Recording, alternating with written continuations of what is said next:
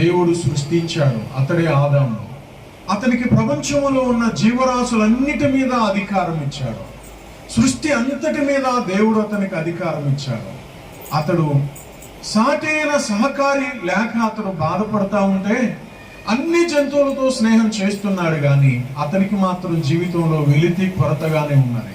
అప్పుడు దేవుడు అనుకున్నాడు 21వ వచనంలో, ఆదాముకు సాటైన సహకారిని చేయాలి అనుకున్నాడు. అప్పుడు ఆదాము యొక్క గాఢ నిద్ర కలుగు చేసి ఆదాము యొక్క ఎముకలలో ప్రక్కటెముకను బయటికి తీసి మాంసముతో పూడ్చి ఆ తీయబడిన ఎముకను ఒక స్త్రీనిగా దేవుడు నిర్మించి ఆదాము దగ్గరకు అవరూపములో ఒక స్త్రీనిగా చేసి ఆదాము దగ్గరకు తీసుకొస్తే ఆదాము హృదయం పట్టలేనంత ఆనందంతో నిండిపోయింది. వెంటనే ఆదామన్నాడు, నా ఎముకలలో ఒక ఎముక, నా మాంసములో మాంసము, ఇది నరులలో నుండి తీయబడినది గనుక నారి అని అన్నాడు. సంతోషముతో ఆ మాటలని 24లో, పురుషుడు తన తండ్రిని తన తల్లిని విడిచి తన భార్యను హత్తుకొనును అని దేవుని వాక్యములో చూసాం. ఆదాము ఎప్పుడైతే తన ఎముకను ప్రక్కటెముకను తీసి దేవుడు మాంసముతో పూడ్చి ఒక స్త్రీనిగా తన దగ్గరకు తీసుకుని వచ్చాడు, ఆదాము ఆనందానికి అవధులు లేకుండా పోయింది. నా ఎముకలో ఒక ఎముక, నా మాంసములో మాంసం, ఇది నరులలో నుండి తీయబడినది గనుక నారి అన్నాడు. సాటి అయిన సహకారిగా ఆదాము తన భార్యను హక్కును చేర్చుకున్నాడు. దేవుని వాక్యములో ఉన్నట్లుగా ఒక మొట్టమొదటి కుటుంబం, చక్కని కుటుంబం రూపుదిద్దుకున్నది. వాస్తవంగా పురుషునికి సహకారులుగా తల్లిదండ్రులు ఉంటారు, అన్నదమ్ములు ఉంటారు, అక్క చెల్లెళ్ళు ఉంటారు. కానీ వాళ్ళందరూ ప్రేమను మాత్రమే పంచగలరు. కానీ ఒక్క వైవాహిక ప్రేమ భర్తకు భార్య మాత్రమే పంచగలరు. పురుషునికి తన రక్త సంబంధీకులు ఎంతో మంది ఉన్న బంధుజనం, వారందరూ పంచలేనటువంటి ప్రేమను పురుషుని ఉన్నతంగా కీర్తి ప్రతిష్టలు అతనికి కలిగేటట్లుగా ఒక యవనస్తుడిగా ఉన్న పురుషుణ్ణి ఒక భర్తగా, ఒక తండ్రిగా, కుటుంబ యజమానిగా చేసే అర్హత ఒక్క స్త్రీకి మాత్రమే దేవుడిచ్చాడు. అందుకే దేవుడు అన్నాడు, స్త్రీని సాటి అయిన సహకారి అని దేవుని వాక్యములో ఉన్నది. సాటి అయిన సహకారి, సహకారం వేరు, సాటి అయిన సహకారం వేరు. పురుషునికి తన బంధువులందరూ ఇచ్చేది సహకారం, కానీ భార్య మాత్రమే ఇచ్చేది సాటి అయిన సహకారం. ఎవరు ఇవ్వలేనటువంటి ప్రేమను, వాళ్ళ వంశాన్ని వృద్ధి చేయటం, భర్తను, ఆ యవనస్తుడిగా ఉన్న వ్యక్తిని భర్తను అని పిలువబడే అర్హత కలిగించటం, తండ్రి అనే పిలుపుకి అతని వారసుని చేయటం, అతని ద్వారా సంతానాన్ని భూమి మీదకి తీసుకుని రావటం, అతనికి ఒక కుటుంబ వ్యవస్థను ఏర్పాటు చేసే భాగ్యం ఒక్క స్త్రీకి మాత్రమే దేవుడు ఏర్పాటు చేశాడు. ఆ స్త్రీ ఎవరు? ఒక్క భార్య మాత్రమే. అందుకే అన్నాడు, భార్యను సాటి అయిన సహకారి. ఇంకొక మాట అన్నాడు, ఆ భార్యను దేవుడు ఎలా చేశాడో కొన్ని అద్భుతమైన సత్యాలు అందులో దాగి ఉన్నాయి. భార్యను ఎక్కడి నుంచి తీశాడు? మనిషిలో 206 ఎముకలు ఉంటాయి. అతి చిన్న ఎముక ఈ చెవిలో ఉన్న ఎముక, అతి పెద్ద ఎముక ఈ తుంటి ఎముక. ఈ తలలో నుంచి ఎందుకు తీయలేదు? పాదాల దగ్గర నుంచి ఎందుకు తీయలేదు? మనిషి ప్రక్కటెముకలో నుంచి ఎందుకు స్త్రీని తీశాడు అంటే దాంట్లో ఒక అద్భుతమైన సత్యం దాగి ఉంది. తలలో నుంచి తీస్తే ఏమంటారు మనోళ్ళు? ఇప్పటికే చాలా మంది స్త్రీలు కుటుంబాలను గుప్పిట్లో పెట్టుకొని భర్తను పడి సహోదర ప్రేమ గలవారును కరుణా చిత్తులను వినయ మనస్కులునయుండుడి. ఆ మాట ఎవరిని గురించి అన్నాడు? పేతురు రాసిన మొదటి పత్రిక 3వ అధ్యాయం 8వ వచనంలో ప్రక్కటెముక నుంచి తీసిన దాని ఫుల్ఫిల్ భావం అక్కడ పేతురు అద్భుతంగా రాశాడు. ఏమన్నాడు అక్కడ? తుదకు మీరందరూ ఏక మనస్కులై ఒకరి సుఖ దుఃఖములందు ఒకరు పాలుపడి. అది మనకు అర్థం కావాలంటే పై వచనాన్ని చదివితే అర్థమైంది. 7వ వచనంలో ఏమన్నాడు? అటువలే పురుషులారా, జీవమును కృపావరములలో మీ భార్యను మీతో పాలివారై ఉన్నారని ఎరిగి ఎక్కువ బలహీనమైన ఘటమని భార్యను సన్మానించి మీ ప్రార్థనలకు అభ్యంతరము కలగకున్నట్లు జ్ఞానము చొప్పున వారితో కాపురము చేయుడి. తుదకు మీరందరూ ఏక మనస్కులై. భార్యాభర్త ఎలా ఉండాలా?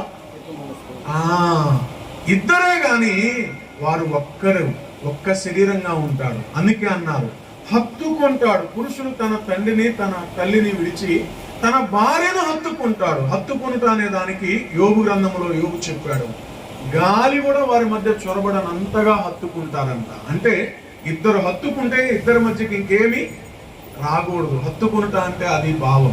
ఆ హత్తుకునుట అనే దానికి ఆ ప్రక్కటెముకను గురించి చెప్తా అన్నాడు. ప్రక్కనే ఉండాలి ఎప్పుడు భార్య.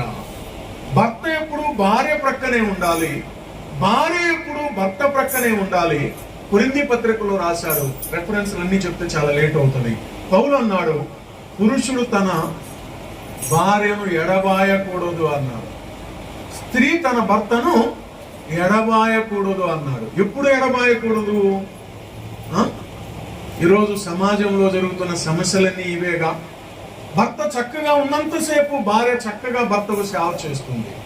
భార్య సంపాదించినంత కాలం భార్య భర్తను గౌరవిస్తుంది, ప్రేమిస్తుంది. భార్య చక్కగా అన్ని పనులు చేసేటప్పుడు భర్త భార్యను అద్భుతంగా ప్రేమిస్తున్నాడు. భార్య అనారోగ్యం పాలైతే ఇక భర్త ప్రేమ భార్యకు సరిగా దక్కటం లేదు. ఎంతో ఖర్చు పెట్టి భార్యను కాపాడుకోవాల్సిన పరిస్థితులు ఎదురైనప్పుడు ఆ భార్య భర్త ప్రేమను సరిగా పొందలేకపోతా ఉంది. భర్త కూడా అదే పరిస్థితులు ఎదుర్కొంటున్నాడు కొంతమంది భార్యల ద్వారా. భర్త చక్కగా సంపాదించేటప్పుడు భార్య చక్కగా గౌరవిస్తుంది, చక్కగా ప్రేమిస్తుంది, లోబడుతుంది. కానీ ఎప్పుడైతే భర్త అనారోగ్యం పాలయ్యాడో, తనకున్న సమస్తాన్ని కోల్పోయాడో, ఉన్నతమైన స్థితి నుంచి పడిపోయాడో, అప్పుడు భార్య వెంటనే తిరుగుబాటు చేస్తుంది భర్త మీద. దేవుని వాక్యములోనే మనం చూస్తాం. యోబు గ్రంథములో యోబు చక్కగా సంపాదించినప్పుడు, ఉన్నతమైన స్థితిలో ఉన్నప్పుడు, చక్కగా ప్రజలందరి చేత కీర్తించబడుతున్నప్పుడు భార్య అద్భుతంగా భర్తకు లోబడింది, భర్తను గౌరవించింది, ప్రేమించింది. కానీ లోబడి ఉన్నది. ఎప్పుడైతే భర్త అన్ని పోగొట్టుకున్నాడో అప్పుడేముంటుంది భార్య? అప్పుడేముంటుంది? నువ్వు చావరాదా అంటావు. చావును కోరుకునేది ఎవరు? శత్రువులు చావును కోరుకుంటారు. ఇప్పుడు సొంత భార్య భర్తకు శత్రువుగా మారిపోయింది. ధనం సంపాదించేటప్పుడు గౌరవం, ప్రేమ, ఆప్యాయత, ఐక్యత అన్ని వారి మధ్య ఉన్నాయి. ఆ దేశంలోనే ధనవంతుడైన యోబు అన్ని పోగొట్టుకున్నప్పుడు స్త్రీ ప్రేమలో ఎప్పుడు భర్త పట్ల మార్పు రాకూడదు. అందుకే పేతురు అన్నాడు, ఒకరి సుఖ దుఃఖములందు ఒకరు పాలుపడి. భర్త కష్టంలో ఉంటే భార్య ఎప్పుడు ఆ కష్టాన్ని పంచుకోవాలి. భార్య కష్టంలో ఉంటే భర్త ఎప్పుడు ఆ కష్టంలో తను షేర్ చేసుకోవాలి.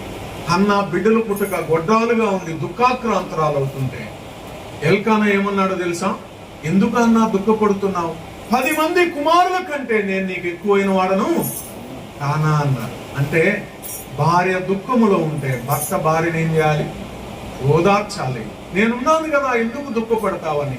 భార్య దుఃఖం తన దుఃఖంగా భావించాలి, భార్య కష్టం తన కష్టంగా భావించాలి. భర్త భయంకరమైన శ్రమలలో, ఇబ్బందుల్లో ఉంటే జీవితంలో ఎప్పుడు ఒకే రకంగా ఉండదు. వివాహం అప్పుడు బంధువులు ఉంటారు, స్నేహితులు ఉంటారు, సేవకులు ఉంటారు, సంఘ పెద్దలు ఉంటారు. వివాహమైన తర్వాత జీవిత యాత్రలో భార్య భర్త మాత్రమే మిగిలిపోతారు. అప్పుడు సుఖం వస్తుంది, దుఃఖం వస్తుంది, అనారోగ్యం వస్తుంది, ఆర్థిక ఇబ్బందులు వస్తాయి. ఎన్నో ఒడిదుడుకుల జీవితంలో ఎదురయ్యేటప్పుడు ఒకరి సుఖములో మరొకరు, ఒకరి కష్టంలో మరొకరు పాల్పొందుతుంది. ఇద్దరు కష్టంలో ప్రక్కనే నిలబడాలి, సుఖములో ప్రక్కనే నిలబడాలి. ఈరోజు చాలా మంది కుటుంబాల్లో సంతోషాలప్పుడు ఇద్దరు చక్కగా ఉంటున్నారు, కానీ కష్టాలప్పుడు ఇద్దరి మధ్య మనస్పర్ధలు వస్తూ ఉన్నాయి. కానీ ఎప్పుడు ఒకరు గుర్తుపెట్టుకోండి, ప్రక్కటెముకలో నుంచి దేవుడు ఎందుకు స్త్రీని తీశాడు అంటే ఎప్పుడు నువ్వు భర్తను ఎడబాయకూడదు. భర్త సంపాదించేటప్పుడు, సంపాదించినప్పుడు, భర్త ఆరోగ్యంగా ఉన్నప్పుడు, అనారోగ్యంగా ఉన్నప్పుడు, భర్త ఉన్నతమైన స్థితిలో ఉన్నప్పుడు, భర్త లేమిలో ఉన్నప్పుడు ఎప్పుడు భర్తను ఒకే రకంగా గౌరవించే స్త్రీ నిజమైన భార్య. భర్త కూడా అంతే, భార్యను ఎప్పుడు కూడా ఒకే రకంగా ప్రేమించాలి. ఆమె చక్కగా యవ్వన కాలంలో ఉన్నప్పుడు ప్రేమించటం, వయసు మళ్ళీ అనారోగ్యం పాలైనప్పుడు భార్యను చులకనగా చూడటం, తేలికగా మాట్లాడటం, ఆమె మనసును గాయపరచటం, ఇలాంటి పిచ్చి పనులు భర్త ఎప్పుడు చేయకూడదు. అందుకే దేవుడు ప్రక్కటెముక నుంచి తీశాడు. ఒకరికొకరు ఇప్పుడు ప్రక్కనే ఉండాలని దేవుని ఉద్దేశం. ఇంకొక మాట చెప్పాలంటే, ఒక వివాహమైన మంచి భార్యను ఒక ప్రొఫెసర్ అడిగాడు, నీకు ఇష్టమైన వాళ్ళ పేర్లు 5 రాయి అన్నాడు బోర్డు మీద. ఆమె 5 పేర్లు రాసింది. మొట్టమొదట కన్న తల్లిదండ్రుల పేర్లు రాసింది, తరువాత తనకు పుట్టిన 2 బిడ్డల పేర్లు రాసింది, ఆఖరిలో తన భర్త పేరు రాసింది. 5 పేర్లు రాసింది. ఆ ప్రొఫెసర్ అన్నాడు, ఇప్పుడు ఈ 5 పేర్లలో 2 పేర్లు నువ్వు కొట్టేయి అన్నాడు. టెన్షన్ వచ్చిందో, ఎవరి పేరు కొట్టేయాలి ఇప్పుడు? నువ్వు వదులుకోవాలి అంటే 5గురిలో ఎవరిని వదులుకుంటావు? ఒకవేళ కొట్టేయాల్సి వస్తే ఎవరిని కొట్టేస్తావు అన్నాడు. పాపం ఆ అమ్మాయి ఆలోచనలో పడి మొట్టమొదట తల్లిని తండ్రి 2 పేర్లు తుడిపేసింది, టిక్కు కొట్టేసింది, ఇంటూ కొట్టేసింది. ఆ ప్రొఫెసర్ ఆశ్చర్యపోయాడు. ఇంకా 2 పేర్లు కొట్టేయన్నాడు. అంటే ఇప్పుడు ఎవరి పేర్లు కొట్టేయాలి? వెంటనే 2 పిల్లల పేర్లు కూడా ఇంటూ పెట్టేసింది. ఆఖరిలో మిగిలింది ఎవరు? భర్త ఒక్కడే. ఆ ప్రొఫెసర్, అమ్మా ఒక్క మాట అడుగుతాను, నువ్వు ఇలా ఎందుకు చేసావు? నిన్ను కన్నది తల్లిదండ్రులు కదా, మరి తల్లిదండ్రులు వదులుకోవాల్సి వస్తే 5గురిలో 2 పేర్లు కొట్టేయమంటే అమ్మా నాన్నే కొట్టేశావేంటి? నిన్ను కన్నవాళ్ళు కదా అంటే ఆ భార్య అన్నది, అవునండి, నన్ను కని అమ్మా నాన్న 25 సంవత్సరాల తర్వాత పెంచి పెద్ద చేస్తారు. 75 సంవత్సరాలు నేను ఉండాల్సింది ఎవరితో? నా భర్తతో. అప్పుడు నేను అధిక ప్రాధాన్యత ఇవ్వాల్సింది ఎవరికి? నా భర్తకి. తర్వాత మరి బిడ్డలు నీ కడుపును పుట్టారు కదమ్మా అంటే అప్పుడు అన్నది, 25 సంవత్సరాలు వస్తే బిడ్డలు రెక్కలు వస్తే పెళ్లిళ్ళు చేస్తే ఎగిరిపోతారు సార్, కానీ నాతో కడవరకు ఉండేది నా భర్తే, నాతో కడవరకు ఉండేది నా భార్య అన్నాడు. అంటే వాస్తవంగా అమ్మ మీరందరూ వినండి, వచ్చిన వాళ్ళు కూర్చుంటారు, నాతో కడవరకు ఉండేది నా భార్యే, నా భర్తే. కనుక ఎవరైనా భార్యాభర్తలు ఎవరైనా ఒకరినొకరు తక్కువ చేసుకోకూడదు, ఒకరినొకరు చిన్న చూపు చూసుకోకూడదు. కష్టములో సుఖములో దాన్ని ఇద్దరు సమానంగా పంచుకుంటూ ఇద్దరు సమానమైన గుర్తెరిగి ఒకరి ప్రక్కన ఒకరు నిలబడి దాన్ని అధిగమించి కడ వరకు ఆ ప్రేమను కాపాడుకోవాలని దేవుని ఉద్దేశం. అందుకే పెళ్లిలో ప్రమాణం చేస్తారు. ఏమని? పెళ్లిలో మాత్రం నవ్వుతా ప్రమాణం చేస్తారు, ఒకరి చేతిలో వచ్చేసి. ఏమని? కష్టంలో వదిలిపెట్టను, 3 ముక్కలు కాబట్టి గబగబా చెప్పేస్తారు నవ్వుతా. పెళ్లిలో సంతోషంలో సుఖంలో బాధలో అనారోగ్యంలో ఆరోగ్యంలో అసలు ఎప్పుడు నేను వదిలిపెట్టనంటారు. కానీ అది చివరి వరకు మాత్రం చాలా మంది కాపాడుకోలేకపోతున్నారు.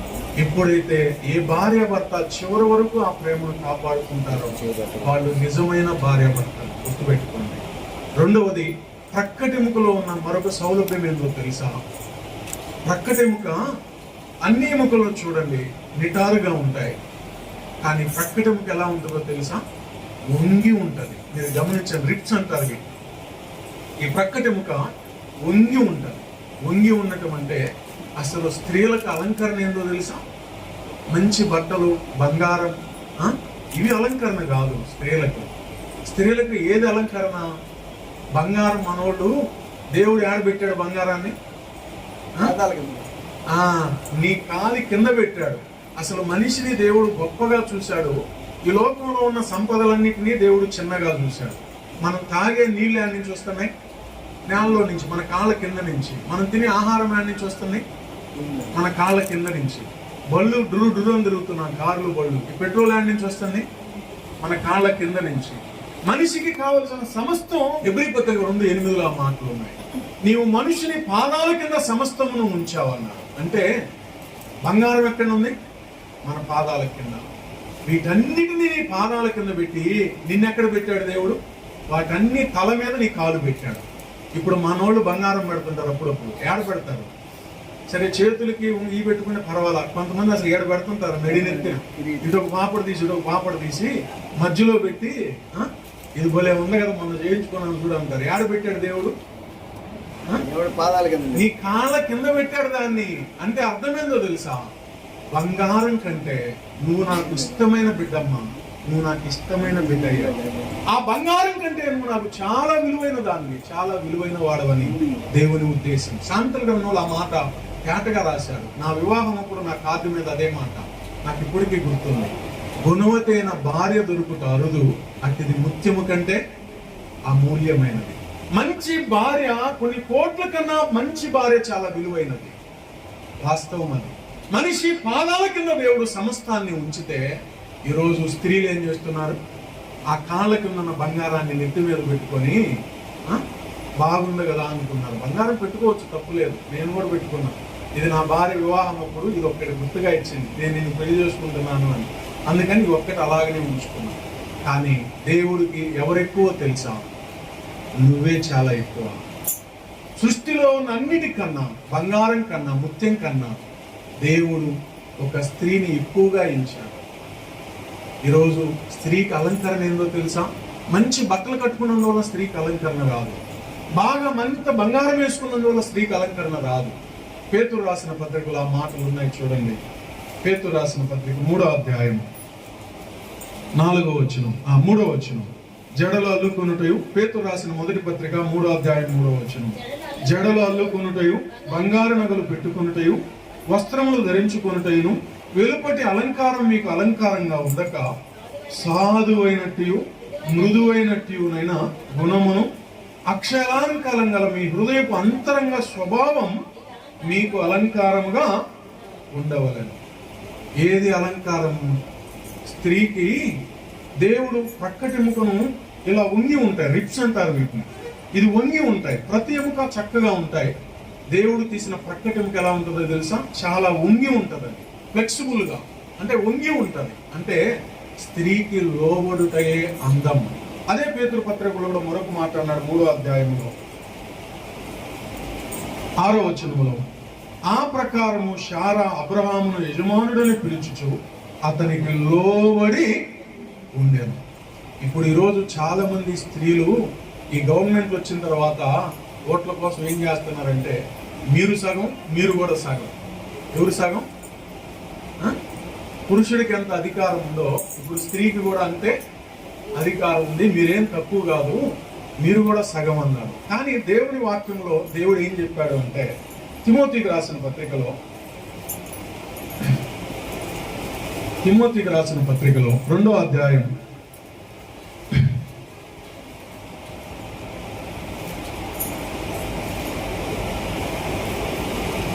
11వ వచనం. తిమోతికి రాసిన మొదటి పత్రిక 2వ అధ్యాయం 11వ వచనం. స్త్రీలు మౌనముగా ఉండి సంపూర్ణ విధేయతతో నేర్చుకోవాలను. స్త్రీ మౌనముగా ఉండవలసినదే గాని ఉపదేశించుటకైనను పురుషుని మీద అధికారము చేయుటకైనను ఆమెకు సెలవీయను. మొదట ఆదామును తరువాత హవ్వయును నిర్మింపబడిన కారా? మరియు ఆదాము మోసపరచబడలేదు గాని స్త్రీ మోసపరచబడే అపరాధములో పడాను. వాస్తవంగా స్త్రీ వంగి, ఈ రిప్స్ అనేది, ప్రక్కటెముక అనేది వంగి ఉంటది. స్త్రీకి అలంకరణ ఏంటి? మంచి బట్టలు, బంగారం కాదు అలంకరణ. సత్ప్రవర్తన, గుణగణాలు, నీ అంతరంగ స్వభావం స్త్రీకి అలంకారం. శారాను గురించి కూడా పేతురు పత్రికలో చదివాం. భర్తను యజమానుడని పిలుచుచు శారా అబ్రహాముకు అన్ని విషయాల్లో లోబడి తను తాను అలంకరించుకున్నది. స్త్రీకి అలంకరణ ఏంటి అంటే, భర్తకు లోబడిన స్త్రీ ఎప్పుడు అద్భుతంగా జీవిస్తుంది. ఈరోజు కుటుంబాల్లో గొడవలన్నీ ఇయ్యేగా.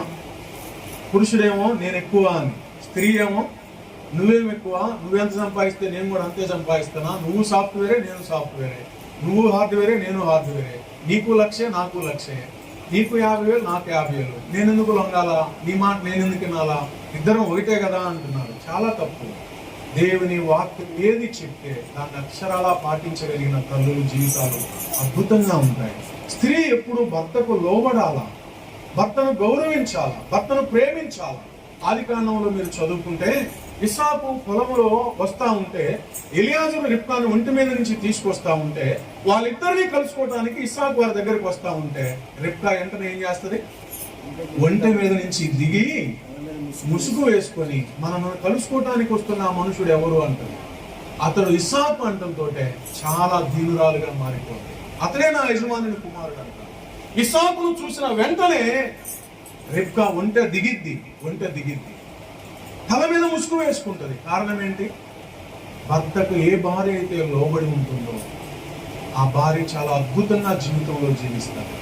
భర్తను గౌరవిస్తుందో, భర్తను ప్రేమిస్తుందో, భర్తకు లోబడి ఉంటుందో ఆ స్త్రీ జీవితం అద్భుతంగా ఉంటుంది.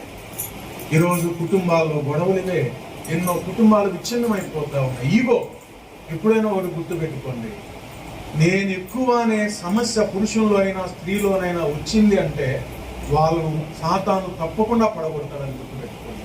తగ్గించుకునే స్వభావం దేవునిది, హెచ్చించుకునే స్వభావం సాతానుది.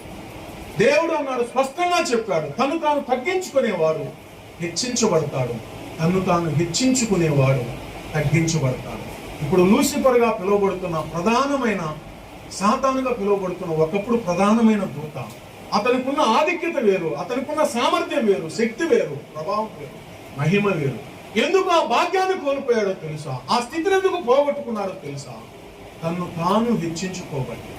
ఈరోజు ఏ భర్తలో అయితే నేను ఎక్కువ అనే స్వభావం వస్తుందో ఆ భర్త పాడైపోతారు, పతనమైపోతారు. ఏ భార్యలో అయితే నేను ఎక్కువ అనే స్వభావం వస్తుందో ఆ భార్య దెబ్బతింటుంది. గుర్తుపెట్టుకోండి, నాకంటే నా భర్త ఎక్కువ అని ఏ భార్య అనుకుంటుందో, తను తాను తగ్గించుకుంటుందో ఆ కుటుంబం అద్భుతంగా ఉంటుంది. ఏ భర్త అయితే నాకన్నా నా భార్య చాలా గొప్పది అనుకుంటాడో ఆ భర్త జీవితం అద్భుతంగా ఉంటుంది. ఇప్పుడు సమస్యలన్నీ అవే, చాలా మంది గొడవలవే. ఈ బొట్టనేలన్నంతా మీ నలుగురు అటు ఉంటారు, నేను ఒక్కదాన్ని ఇటు ఉంటాను. ఇప్పుడు చెమ్ము పట్టుకోవాలనుకో, మీరు నలుగురు అటు పట్టుకుంటారు, నేను ఒక్కదాన్ని ఇటు పట్టుకుంటా, నేను గొప్ప అన్నాను. ఏలు ఈ ఏలు కోపం వచ్చిందండి. ఎవరెవరు భలే ఉందే నువ్వు చెప్పేది, నువ్వెంత లేవు, నువ్వెంత గొప్ప అవుతావు, నీకంటే పెద్దదాన్ని, అసలు కమ్యూనికేషనే నా ద్వారా జరుగుతుంది, అల్లదు అల్లా అయినా ఇది ఇటు పోయి నేను చెప్పేదంతా ఎవరు, నేనే కదా, నేను లేకపోతే అసలు చూపుడు వేలే లేకపోతే అసలు కమ్యూనికేషన్ ఎట్లా జరిగింది, నీకంటే నేను గొప్ప అని ఈ ఏలు అన్నాను. ఈ 3 ఏళ్ళకు మండింది. అదేమో ఇంత లేదు, నువ్వేమో ఇంత లేదు, అసలు అన్ని ఏళ్ళ కంటే పొడుగైన ఏళ్ళు నేను, నన్ను పక్కన పెట్టి చిన్న బుడుగుడు జంగాల మీ ఇద్దరు ఎంత ఎక్కువ అవుతారు, నేను పెద్దదాన్ని, అన్నిటికంటే పొడుగు వెళ్ళినది, పెద్ద వేలు నేను అందంట. ఈ 4 వేలు కోపం వచ్చింది. ఎవరెవరు అసలు ఉత్తోళ్ళంతా గొప్ప అనుకుంటున్నారు, అసలు మీరంతా ఉత్తోళ్ళు కదా. ఇప్పుడు ఎంగేజ్మెంట్ అప్పుడు ఉంగరం దొరికేది ఏళ్ళకి, మీకు ఎవరైనా దొరుకుతారా? ఉంగరం ఎవరు దొరుకుతారు? నాకు దొరుకుతారు, కాబట్టి నేను గొప్ప అందంటే ఏడు. ఆఖరికి ఏళ్ళకు మండింది. ఎందుకు? ఊరే అసలు ముందు నేను కదా, ఇప్పుడు వందనాలంటే ముందు ఎవరు వస్తారు? అందరికంటే ముందు ఎవరు నిలబడతారు? ఇట్టంటే వందనాలంటే నేను ముందు ఉండేది, నా వెనకాల మీరు అందరూ నన్ను పక్కకి నెట్టేసి నేను గొప్ప అంటారండి, నేను కదా గొప్ప అందంటే ఏడు. వాస్తవంగా ఈ చేతిలో ఏ వేలు గొప్పది? ఏ వేలు గొప్పది? ఏ వేలు గొప్పది కాదు. 5 వేళ్ళు ఉంటేనే ఈ చేయికి అందం. ఒక కుటుంబంలో భార్య భర్త బిడ్డలు ఉంటేనే, భార్య ఉంటేనే భర్తకి అందం, భర్త ఉంటేనే భార్యకి అందం. వాస్తవం. ఈరోజు ఎవరైతే తను తాను హెచ్చించుకుంటారో వాళ్ళ జీవితాల్లో పతనం ప్రారంభమైనట్లే. దేవుడు చెప్పేది ఆయన బిడ్డలకు విలువైన సందేశం. ఆస్తున్నా, ఉన్నతమైన ఉద్యోగం ఉన్నా, ఉన్నతమైన స్థానంలో ఉన్నా, నిన్ను నీవు ఎంత వరకు తగ్గించుకోవాలో అంతవరకు తగ్గించుకో, కుటుంబం అద్భుతంగా ఉంటుంది. అలా అని చెప్పి స్త్రీ వంగి ఉండాలి కదా అని చెప్పి పురుషుడు నేను ఎక్కి తొక్కుతా అన్నట్టుగా ఉంటే నష్టపోయేది పురుషుడే. పురుషుడు కూడా చెప్పాడు, ఎఫెసీ పత్రికలు 5వ అధ్యాయములు అన్నారు ఏమని? పురుషులారా మీ భార్యలను ప్రేమించండి. 5:25 ఏమన్నాడు? పక్కటెముకే వంగి ఉండాలి కదా, నేను నిటారుగా ఉంటానని పురుషుడు అన్నాడు అనుకో, నష్టం పురుషుడికే. పక్కటెముకను వంగి ఉండేటట్లు చేసిన దేవుడే. ఎఫెసీ 5:25 అనుకుంటాను. పురుషులారా మీ భార్యలను ప్రేమించండి అన్నాడు. భార్యలను ఏం చేయాలా? ప్రేమించండి. ఒక్క మాట చెప్పాలంటే ఈరోజు స్త్రీ కుటుంబంలో ఉంటేనే కుటుంబం అద్భుతంగా ఉంటుంది. వాళ్ళు చేసే త్యాగం ఎంత గొప్పది అంటే, ఈరోజు స్త్రీ త్యాగం పురుషులకు చాలా మంది తెలియటం లేదండి. వివాహం అయిన తర్వాత పురుషుడు తానున్న ఊర్లోనే ఉంటాడు, పెరిగిన ఊర్లోనే ఉంటాడు, కన్న తల్లిదండ్రుల దగ్గరే ఉంటాడు, ఆ గ్రామంలోనే ఉంటాడు, అదే వాతావరణాన్ని అనుభవిస్తాడు. అదే అమెరికాలో ఉన్న అమ్మాయిని తీసుకొచ్చి ఇక్కడ పెళ్లి చేసామనుకోండి, ఆ అమ్మాయి ఏం చేస్తుంది? హైదరాబాద్లో ఉన్న అమ్మాయిని చేసామనుకో, చెన్నైలో ఉన్న అమ్మాయిని చేసామనుకో, ఇక్కడ అబ్బాయికి కన్న తల్లిదండ్రులను వదిలేస్తుంది, పుట్టి పెరిగిన ఊరిని వదిలేస్తుంది, సొంత అన్నదమ్ములను అక్క చెల్లెలను వదిలేస్తుంది. 10 రోజుల ముందు పెళ్లి చూపులు అంటారు. అప్పుడు దాకా ఆ అబ్బాయి ఎవరో కూడా తెలియదు. పెళ్లి చూపుల్లో నచ్చాడా అంటే నచ్చాడా అంటారు బాబు. ఇంకా 10 రోజులు 15 రోజులకు పెళ్లి పెడతారు. ఇక చేతిలో చేసి నువ్వు బొమ్మ అంటారు. అంతేగా? ఆ అమ్మాయి అందరిని వదులుకొని ఆడకు వస్తుంది, ఒక్కడి చేయి పట్టుకొని అందరిని వదిలేస్తుంది. కానీ పెంచి పెద్ద చేసిన అమ్మా నాన్న, సొంత అన్నదమ్ములను, అక్క చెల్లెలను, బంధువులను, పుట్టి పెరిగిన ఊరును, కనవారు అందరినీ వదిలేసి 100 కిలోమీటర్ల దాటి భర్త ఎక్కడుంటే అక్కడ ఉండటానికి, భర్త ఏం పెడితే అది తింటానికి, భర్తతో పాటు కష్టపడటానికి, భర్తతో పాటు అన్ని అనుభవించటానికి నమ్మి భర్త చేపట్టుకుని భార్య వచ్చేస్తుంది. ఈరోజు అలా నమ్మి వచ్చిన భార్య ఎంత త్యాగమూర్తో తెలుసా? వారిని ఎప్పుడు చిన్న చూపు చూడకూడదు, గుర్తుపెట్టుకోండి. వారిని నిష్ఠూర పెట్టకూడదు. వాళ్ళ కన్నీరు ఎప్పుడు వాళ్ళ కంటిలో నుంచి రాకూడదు. చాలా మందికి వారి విలువ తెలియటంలా, వాళ్ళు ఎంత త్యాగం చేస్తున్నారో కుటుంబం కోసం తెలియటంలా వాళ్ళు భయపడ్డాయి. చక్కగా కుటుంబాన్ని కాపాడుకోవాలి. ఎప్పుడైతే ఈ సత్యాన్ని భార్యాభర్త ఇద్దరు ఎరుగుతారో, వారిద్దరూ ఒకరికొకరు లోబడి ఉంటారు, ఒకరినొకరు గౌరవించుకుంటారు, ఒకరినొకరు ప్రేమించుకుంటారు. కడవరకు అద్భుతంగా వారిద్దరూ దేవునికి లోబడి మంచి కుటుంబంగా, దేవుని చేత ఆశీర్వదింపబడిన కుటుంబంగా చక్కగా సాగిపోతారు. 10 మంది వీళ్ళలాగా బ్రతకాలి అనేటట్టుగా బ్రతకగలగాలి. ఈరోజు చాలా మంది ప్రారంభంలో వివాహం అప్పుడు చాలా సంతోషంగా ఉంటున్నారు. వయసు మీద పడే కొన్ని వివాహ సంవత్సరాలు దాటిపోయిన తరువాత మొదటున్న ప్రేమ, మొదటున్న ఐక్యత, మొదటున్న సంతోషం, సమాధానం జీవితంలో సంవత్సరాలు గడిచే కొన్ని వారి జీవితాల్లో వారికి కనిపించడం లేదు. నేను మాత్రం మొదటిలో నా భార్యను ఎలా ప్రేమించాను, ఇప్పుడు కూడా నేను అదే రకంగా భార్యను ప్రేమిస్తాను. మొదటిలో నాకు ఏ ప్రేమ నా భార్య మీద ఉందో అదే ప్రేమ ఇప్పటి వరకు కనపరుస్తాను. ఎప్పుడైనా తొందరపడి కోపడితే మళ్ళా టెన్షన్స్ ఒత్తిడి వల్ల మళ్ళీ వెళ్తాను, సారీ అమ్మా ఏమనుకోవద్దు అంటే అప్పటికే మా భార్య రియలైజేషన్ అయి ఉంటుంది. నాకు తెలుసు నువ్వు మళ్ళా వస్తావని, నాకు సారీ చెప్తావని తెలుసు అంటది. అప్పుడప్పుడు నేను తప్పకుండా చెప్తా పోయి, మా పొరపాటు అయింది, టెన్షన్లో ఉన్నా, ఒత్తిడిలో ఉన్నా, ఏమనుకోకు అంటాను. నాకు తెలుసండి ఏం వస్తావని అంటే అని కూడా మళ్ళీ అలాగే చెప్తారు. నేను కూడా పొరపాటు చేశాను. భార్య మధ్యల మధ్య ఒక్కోసారి మాట మీరటం సహజం, ఒక మాట అనుకోవటం సహజం, చిన్న చిన్న కష్టాలు సహజం, తొందరపాటు సహజం. కానీ ఎవరు దాన్ని పొరపాటు చేశారో దాన్ని దిద్దుకొని మరలా ప్రేమను పునరుద్ధరించుకొని మంచి భార్యాభర్తలుగా దేవుడిచ్చిన ఆయుష్కాలం కడవరకు ఇలాగూ భార్యాభర్తలాగా బ్రతకాలి అనేటట్టుగా బ్రతకాలి, కానీ వీళ్ళిద్దరిలాగా బ్రతకూడదు అన్నట్టుగా బ్రతకూడదు. అర్థమైందా? దేవుడు వారిద్దరిని అద్భుతంగా చేశాడు, చక్కగా వారిని దీవించాడు. మీరు విస్తరించి ఫలించి అభివృద్ధి పొందమన్నాడు. అదే రీతిగా మంచి భార్యాభర్త ఉంటే మంచి బిడ్డలు వస్తారు. ఆ బిడ్డలు ఈ తల్లిదండ్రులను చూస్తారు. భర్త మా నాన్న మా అమ్మని ఎంత గౌరవిస్తున్నాడు, ఎంత ప్రేమిస్తున్నాడో చూస్తారు. మా అమ్మ మా నాన్న ఎంత లోబడుతుందో కూడా చూస్తారు. ఒక్కరు మాత్రం గుర్తుంచుకోండి, ఎప్పుడు కోపాలతో ఏమీ సాధించలేము, ప్రేమతో సాధిస్తాం. భర్తనైనా భార్యనైనా ప్రేమతో సాధించుకోవచ్చు. చాలా మంది భార్యలు ఈరోజు ప్రేమతో భర్తను దారిలో తెచ్చుకోవాలి. ఒకవేళ భర్త తప్పుడు అడుగులేస్తే నీ ప్రేమ ద్వారా అతను బుద్ధిని చేసుకోవాలి. ఒకవేళ భార్య పెడద్రంగా ఉంటే నీ ప్రేమ ద్వారా భార్యను ఏం చేయాలా? మార్చుకోవాలి. ఆఖరిగా ఒక్క మాట చెప్పి ముగిస్తాను. ఒక ఊరిలో మంచి విశ్వాసం ఉంది. భర్త దేవుణ్ణి ఎరగనివాడు, మూర్ఖుడు, ఎవరు ఏం చెప్పినా నమ్ముతారు. ఆమె మాత్రం మంచి విశ్వాసం. ఆదివారం మందిరానికి వెళ్తా ఉంటారు. ఒకరోజు వచ్చి ఆ ఊర్లో వాళ్ళందరూ ఎగటాలు చేశారు. వాళ్ళు చౌదరీస్లోంచి కన్వర్టెడ్. ఒరా, మీ భార్య ఏంది ఆ పల్లెలోకి పోతా ఉంది, నువ్వేమని ఇప్పుడు చెప్పినా కానీ ఆగిద్ది అనుకుంటున్నావు అయిందిరా, ఆగదు, నిన్ను కూడా లెక్క చేయదు రోజు అని అలా ఒక పక్క చెడ్డ మాటలు ఎక్కించారు అతను. ఆ మాటలన్నీ అతను హృదయంలోకి వెళ్ళిపోయాయి. ఇంటికి వెళ్ళాడు, ఈ రోజు నువ్వు మందిరానికి పోకూడదు అన్నాడు. పాపం ఆ రోజే మంచి దేవుని సేవకుడు వస్తాడు మందిరానికి, మంచి వాక్యం వినొచ్చు. ఆ రోజే ముగించుకుందాం 5 నిమిషాలు. ఆ రోజే మంచి వాక్యం వినొచ్చు. ఆమె భర్త మాటకి జవదాడుకుండా ఆగిపోయింది. ఇంటి మీద నుంచి వెళ్ళే సహోదరులు వెళ్తా, అక్క ఏంది ఇంకా రాలేదన్నాను. నేను రాలేదు అంది. ఇంకాసేపుడికి ఇంకొక ఆమె వచ్చింది, అక్క రాలేదండి. అట్లా ఆఖరికి మనసు ఒక్కొక్కరు అడుగుతూ ఉంటే మెల్ట్ అయిపోయింది.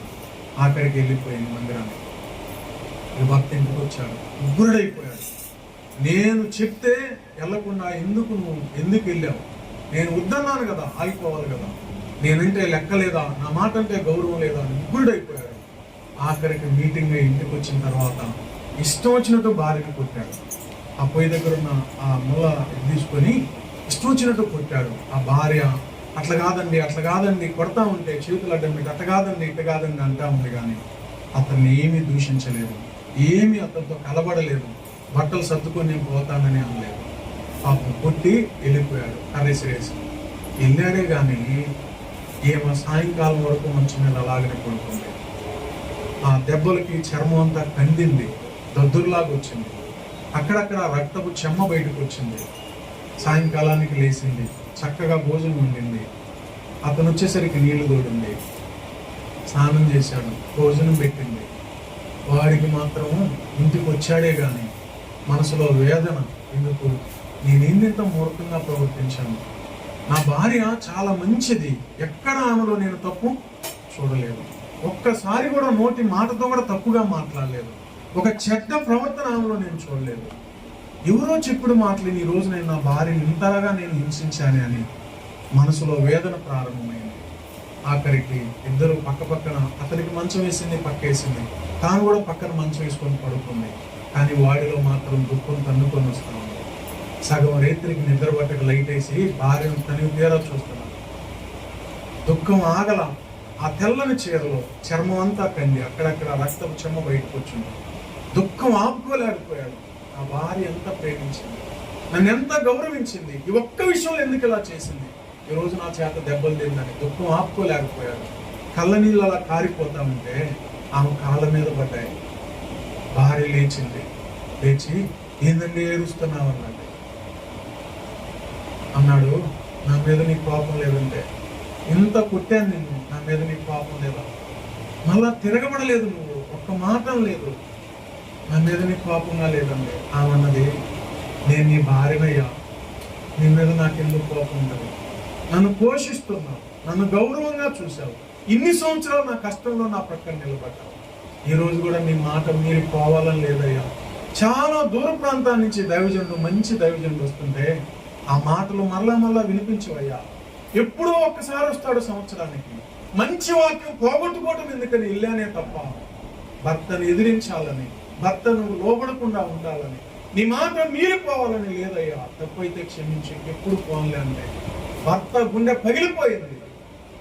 అమాంతంగా ఆ భార్యను కౌగిలించుకున్నాడు. తప్పైపోయిందమ్మా, ఇంకా జీవితంలో నేను చేసుకోను, ఇన్ని దెబ్బలు కొట్టా, ఇంతగా ఒళ్ళు కందిపోయింది, రక్తపు చెమ్మ కనబడతా ఉంది, అయినా ఒక్క మాట అనకుండా ఇంకెప్పుడు అలా వెళ్ళనండి, ఈ ఒక్కసారి క్షమించమన్నావు చూడు, నా గుండె పగిలిపోయింది, నేను కూడా నీతో వస్తాను మందిరానికి, రేపు ఆదివారం నుంచి చెప్పు.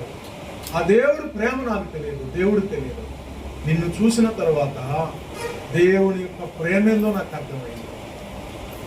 ఎంతమంది భార్యలు ఈరోజు భర్త మీద తిరగబడుతున్నారు, భర్తను కొడుతున్నారు, తిడుతున్నారు, అవమానిస్తున్నారు. వెంటనే ఆ భార్య భర్త కన్నీళ్లు తుడిచింది. మరుసటి వారు ఎవరిని తీసిపోయింది, భర్తను కూడా తీసిపోయింది. ఈరోజు భర్త ఒక మాట అంటే భార్య ఏమంటుంది, 2 మాటలు అంటారు. భార్య ఒక మాట అంటే భర్త ఏమంటున్నాడు, 2 మాటలు అంటారు. అలా ఎప్పుడు అనుకోకూడదు. దేవుడు జత చేసిన వారిని మనుషుడు ఎన్నడూ వేరుపరచకూడదు. కోపోద్రేకాలు ఉంటాయి, అననుకూల పరిస్థితులు వస్తాయి, ఆర్థిక ఇబ్బందులు వస్తాయి, అనారోగ్య సమస్యలు వస్తాయి. దేవుడు మీ ఇద్దరిని జత చేశాడు. ఈ ప్రయాణం మరణ పర్యాంతరము, ఒకరి సుఖదుఖాలు ఒకరు పాల్గొంటుంది.